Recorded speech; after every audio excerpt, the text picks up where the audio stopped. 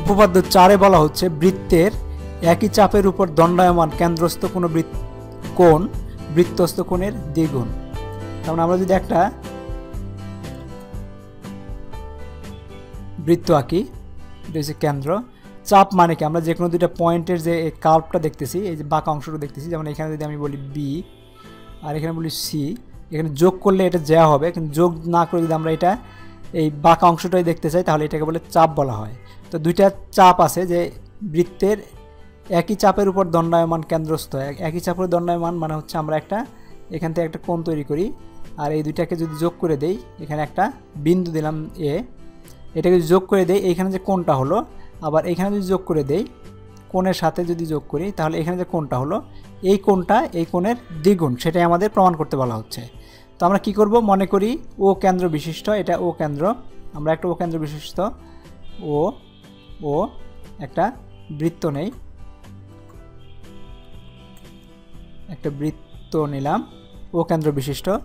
এখন যেটা করতে হবে যে তার একই উপচাপ বিসি, আমরা বি এবং সি নিলাম, বিসি নিলাম, দণ্ডায়মান অ্যাঙ্গেল, একটা অ্যাঙ্গেল তৈরি করলাম, আমরা একটা অ্যাঙ্গেল তৈরি করলাম, অ্যাঙ্গেল, এটা যদি বিসি নাম দেই, এটা যদি এ দেই, তো অ্যাঙ্গেল,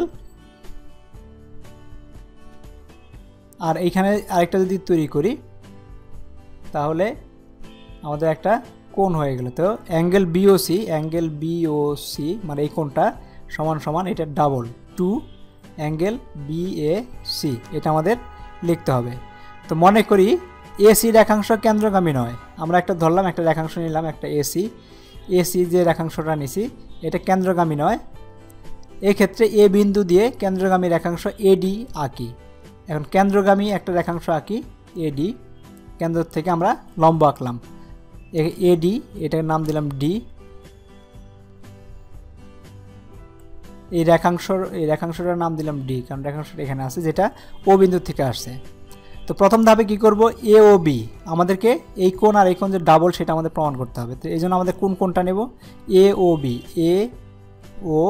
বি, এই দুইটা ত্রিভুজ নিলাম, ত্রিভুজ এ ও বি, আর হচ্ছে এর বহিস্থ কোণ হচ্ছে মানে আর বাইরের কোণ হচ্ছে অ্যাঙ্গেল বি ও ডি।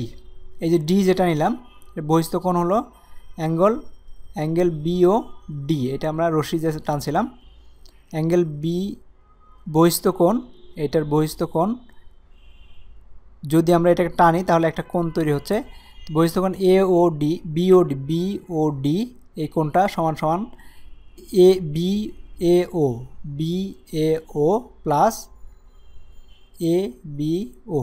তার মানে এটার যে বহিস্থ কোণটা আছে, এটার যে বাইরের যে কোণটা তৈরি হয়েছে অর্ধেক, এই যে মাঝখানে যে অর্ধেক করলাম আমরা, এটার যে বাইরের কোণটা আছে সেটা হচ্ছে এই দুইটার যোগফলের সমান। কারণ আমরা জানি যে বিপরীত দুইটা কোণের যোগফল আর তৃতীয় যে কোণটা আছে তার বহিস্থ কোণের সমান। তো সেইভাবে আমরা এটা লিখলাম এখানে। তো ত্রিভুজ এ ও বি থেকে তাহলে পাইলাম কি, ও এ সমান সমান ও বি, ও এ এই বাহু সমান সমান ও বি, কারণ এটা সমান সমান হবে, কারণ এটা আমাদের ব্যাসার্ধ। এখান থেকে পাইলাম অতএব অ্যাঙ্গেল বি এ ও সমান সমান অ্যাঙ্গেল এ বি ও আর এ বি ও, এই দুইটা সমান, এই দুইটা কোণ সমান মানে হচ্ছে এটা অবশ্যই 90 ডিগ্রি। তার মানে হচ্ছে ধাপ 1 ও 2 থেকে পাই অ্যাঙ্গেল বিওডি, সমান সমান অ্যাঙ্গেল, এইটা সমান সমান অ্যাঙ্গেল হচ্ছে অ্যাঙ্গেল বি এ ও, কারণ এই দুটো যে সমান, এই দুটার যোগফল সমান সমান এইটা, সুতরাং এটা সমান সমান এইটার দুইটা, এটা পাইলাম। একইভাবে ত্রিভুজ এ ও সি এই ত্রিভুজটা যদি নেই, এখান থেকে পাই অ্যাঙ্গেল সি ও ডি সমান সমান 2 অ্যাঙ্গেল সি এ ও, এই অ্যাঙ্গেল এই কোণ সমান সমান হইতেছে এটার দুইটা কোণ, আগে যেভাবে দেখলাম ওইভাবেই। তো ধাপ 3 এবং 4 থেকে পাই, এই দুটো যদি আমরা যোগ করে দেই angle BOD plus angle COD সমান সমান 2 দুইটা এই যে এই দুইটাকে যদি যোগ করে দেই 2 angle BAO plus 2 angle CAO, অর্থাৎ অ্যাঙ্গেল BOC সমান সমান এই দুইটা মানে হচ্ছে কি অ্যাঙ্গেল BOC, কারণ এই কোণ আর এই কোণ মিলা হচ্ছে টোটাল কোণটা সমান সমান 2 অ্যাঙ্গেল BAC, কারণ এইটার এই কোণ আর এই কোণ মিলায়া এই কোণ মিলায় হচ্ছে আমরা BAC, সুতরাং আমরা বলে দিতে পারতেছি 2 অ্যাঙ্গেল BAC, এভাবে প্রমাণিত হলো। Thank you very much.